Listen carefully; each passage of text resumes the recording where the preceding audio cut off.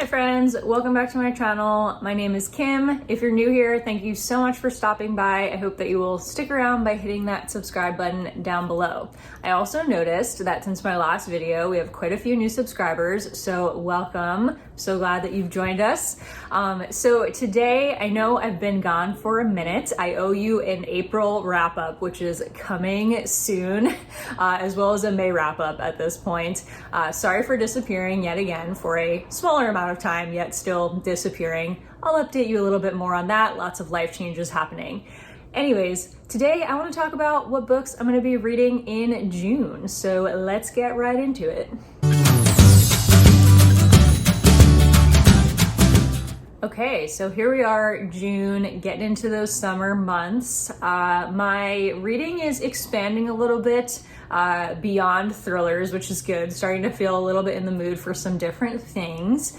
So I have some horror, some thrillers, even some sci-fi fantasy on this TBR. I also have a couple of upcoming vlogs planned for June that will have like some secret TBRs that I'm not going to tell you about today. So let's start with the two horror books that are on my TBR.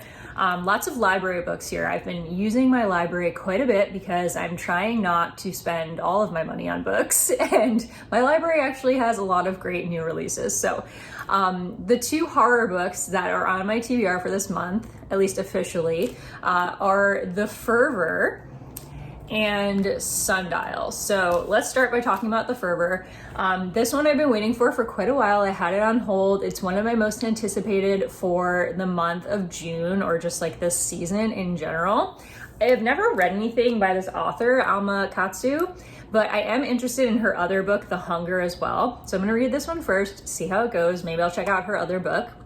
So this one is basically a horror that takes place in the Japanese internment camps of World War II, which just sounds so intriguing. I really enjoy reading about the internment camps because it's something that I didn't learn when I was learning history in middle school, high school. And so I think it's really important to educate yourself on historical topics that you were not taught growing up as an adult. Additionally, I don't like reading anything about history. I don't even really like historical fiction. So I try to find ways to learn about history through genres and fiction that I actually enjoy. So this is historical fiction, but it's mostly horror. So this one, I think there's like, I feel like it's a monster horror, creature horror. It basically just says a mysterious, oh no, this one's about a disease, just kidding. I think I was confusing this with a different book. This one says that a mysterious disease begins to spread among those that are interned. What starts as a minor cold quickly becomes spontaneous fits of violence and aggression, even death. When a discerning team of doctors arrive, nearly more threatening than the illness itself, Miko and her daughter team up with a newspaper reporter and widowed missionary to investigate, and it becomes clear to them that something more sinister is afoot. A demon from the stories of Miko's childhood, hell-bent on infiltrating their already strange world. Oh, maybe it is creature horror. That's a confusing description. So illness, disease-related, maybe demon-related, don't really know. I'm excited. I love this cover. I love the colors of it.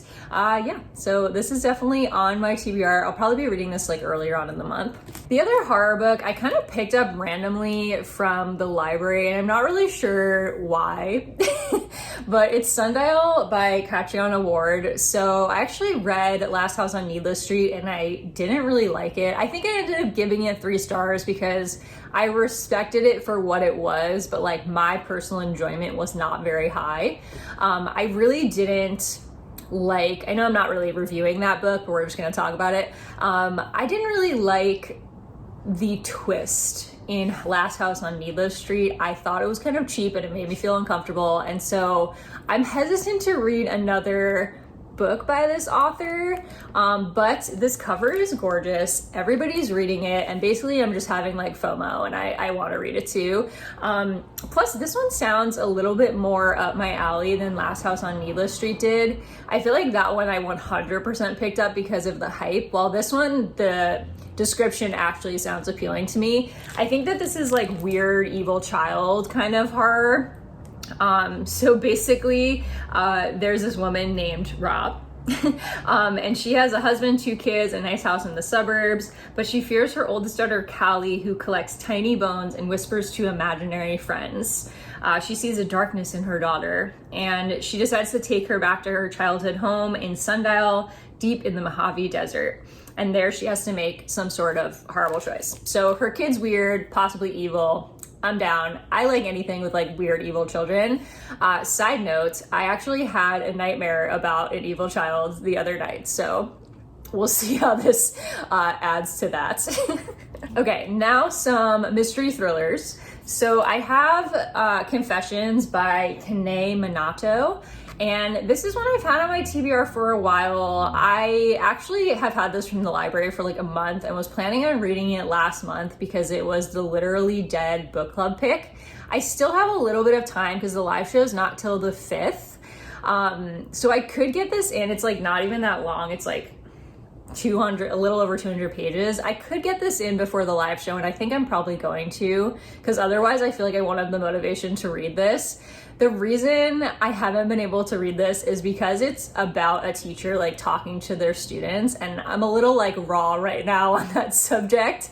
I actually recently left my teaching job, and I don't really want to go into detail right now, but the whole like teacher student thing, it's a little raw right now. I don't know how I'm gonna feel about it. So if I'm feeling up to it, I will pick this up in the very beginning of the month so I can get to the Literally Dead live show. I've heard this is amazing. Like, it's nothing against the book. It's just a personal thing right now.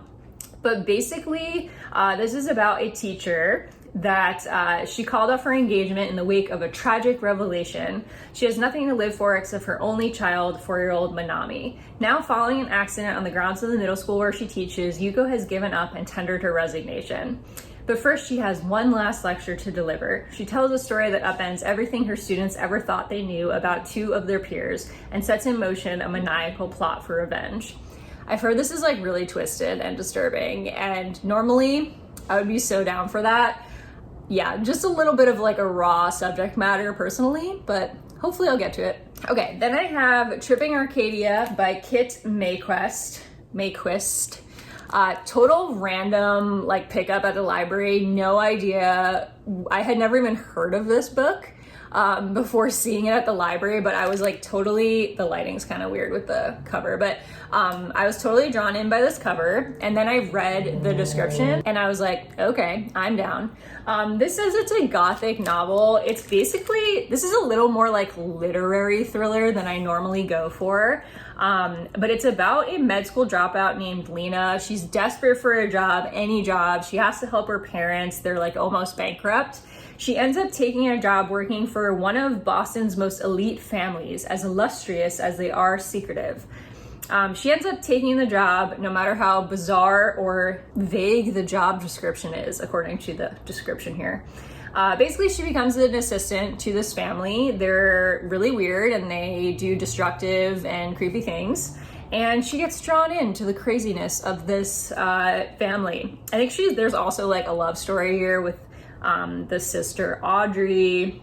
That's all I really need to know.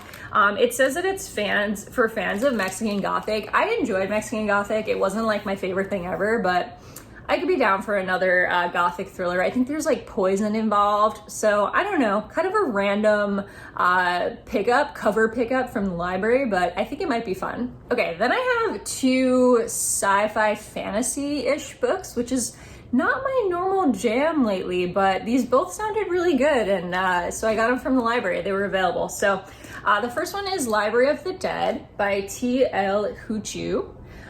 This one is like a ghost talker type of fantasy, which I can do. I feel like fantasy that is, I don't know if it'd be called urban fantasy. I feel like I might be using that term incorrectly, but fantasy that is like set in the real world, I can do that. I can't do high fantasy when it's like a totally like made up world and made up creature. It's like too much for my brain to wrap itself around. Like I'm not smart enough, I guess. But yeah, like urban fantasy, which is like fantasy that's taking place in the real world but has fantastical creatures, like I can do that because it's not as much for me to like understand. Plus I really like ones where they're like talking to ghosts. I recently read one where there were mediums talking to ghosts and I very much enjoyed it.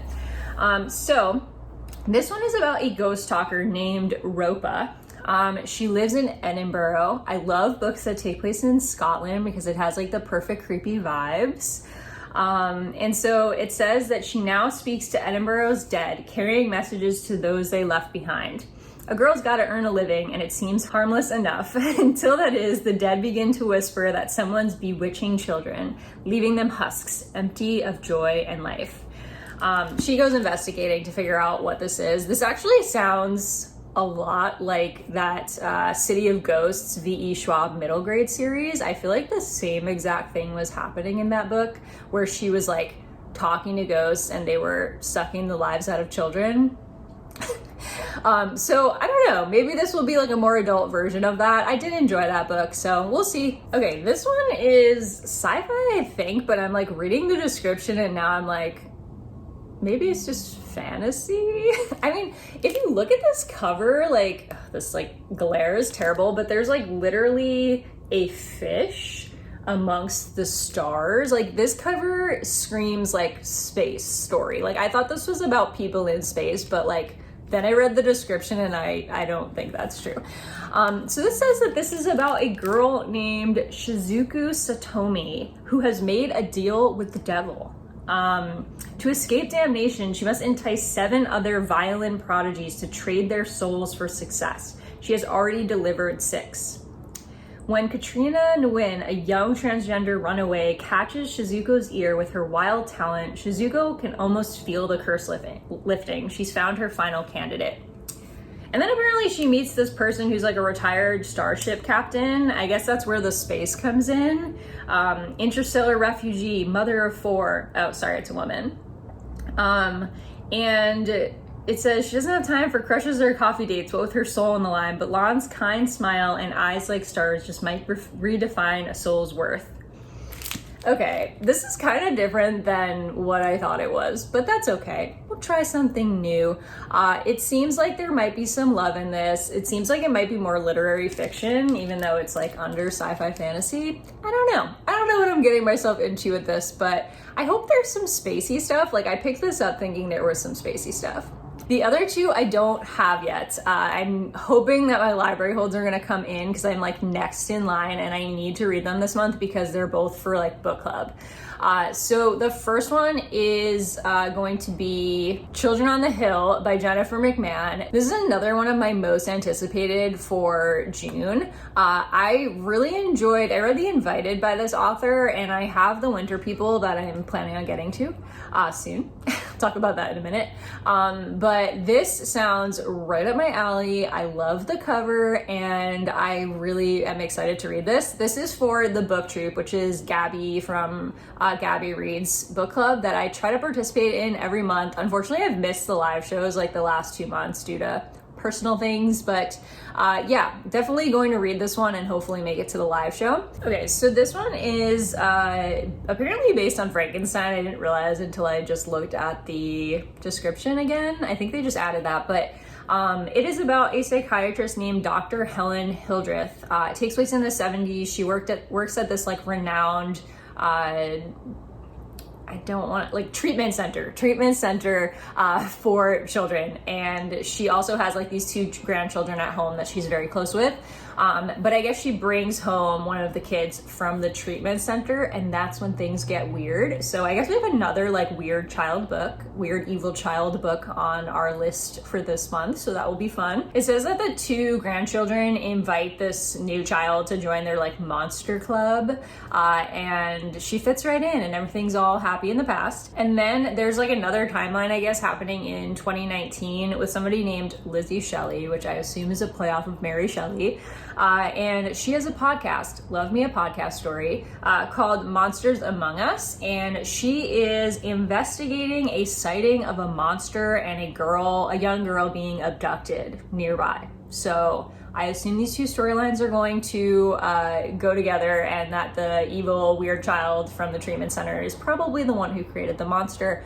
Obviously just guessing, but just based on my knowledge of Frankenstein. So I'm excited to get to that one. The other book club book that I want to get to this month that I don't physically have yet is Hide by Kirsten White. I have read The Dark Descent of Elizabeth Frankenstein by Kirsten White. I really enjoyed it. I haven't read much of her other YA books, but I think this is her first adult book. This one is about a group of competitors basically trying to survive, I think, 7 days in an amusement park. So it follows one character who is in the competition, and she's convinced that she can win because she's like really good at hiding. But there are 14 competitors, and I guess as the competition goes on, she realizes like people are disappearing and they might have to work together to avoid the same fate. So I don't know much more than that. This sounds great. I love anything that takes place in like a carnival or an amusement park, so this one should be really fun. And it's an adult horror by this author. I really enjoyed her YA horror, so I'm sure that this one will be great. Okay, and then I have like 3 vlogs planned for this month that I'm not gonna tell you the entire TBR of because I don't wanna ruin it. I'll give you a little hint. If you want to, you can try to guess in the comments what you think the vlogs will be about. The first 2 are both going to be reading books based on someone else. And so one of them will be a person that you may know from YouTube, and the other one will be somebody in my life. And so I'll give you kind of like a hint for each of them. So the first one is going to be reading like another YouTuber, and I'll give you one of the books that are going to be on there, and we'll see if you can guess who it is. And so it's going to be The Winter People by Jennifer McMahon. I have been meaning to read this for a really long time, and this vlog is the perfect excuse. There will be 2 other books with this one, but you may know if you watch this YouTuber, she's like a really big YouTuber, and she is known for liking this book. So I'm going to try reading like another YouTuber, and this will be one of the 3 books. You'll find out the other 2 when my vlog goes up later this month. And then the second vlog is going to be getting book recommendations from somebody in my own life. And one of the books that's going to be on there is Helter Skelter, which is the true story of the Manson murders. I bought this one a while ago by the recommendation of this person who will later be named. And I have not yet read it because it is literally, this is like huge. It's like 500 pages. No, well, this is all the afterword. It's like 600 pages of nonfiction. I don't read a lot of nonfiction, and 600 pages is long for me in general, like of a fiction book. So 600 pages of nonfiction is a lot. I am very interested in the topic of this book. However, 600 pages of nonfiction is like, how am I gonna read that? I don't know. And there's not even, I don't think, like an audiobook for this. I think only Audible has it, and I refuse to pay for Audible. Yeah, so this will be one of the 3 books that are going to be in that vlog that is tied to a holiday in June. So again, if you want to guess what it is, feel free. And then I have a 3rd vlog that I want to do at the end of the month, which I think will just be themed. I might do like a horror reading vlog or haunted house books or something like that. If there's anything that you specifically want to see me read in that last like 3rd vlog of June, let me know in the comments, and I'm happy to accommodate your requests, because I'm always looking for fun ideas for vlogs. So yeah, that kind of wraps up my June TBR. It was a lot, I feel like, of talking for not that many books. 10 books here, a couple more that are going to be added for vlogs. A bit ambitious, considering my average in the past like couple of months has been like 7 books per month, but we're gonna make it happen, guys. We're gonna do all the reading. I'm ready for the summer months. I'm ready to get some reading in, and I'm ready to vlog this month. So let me know in the comments what you're planning on reading during June, as I would love to chat with you about it. Otherwise, thank you so much for watching. And if you haven't already, don't forget to hit the subscribe button down below. I post on Wednesdays and Saturdays normally, which I promise I will stick to going forward. Okay, thanks so much, and I will see you guys in the next video. Bye.